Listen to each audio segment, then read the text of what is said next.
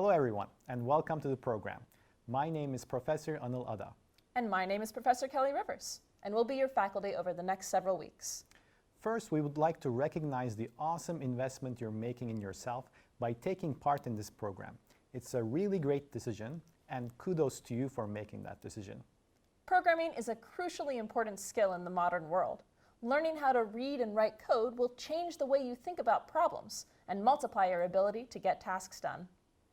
This program will teach you the fundamentals of computer programming. You will learn about how to think like a computer scientist when faced with a programming task. And you will learn the basic building blocks of computer programming and how to compose those blocks to solve interesting problems. And you will learn the best industry practices for writing code. All of this is necessary foundation when you want to learn more about or work in any areas related to computing. Another large part of this program will be your Capstone Project.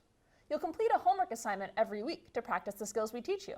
And the final assignment, this Capstone Project, will combine all the knowledge you've accumulated into one medium-sized project that you'll be able to code yourself.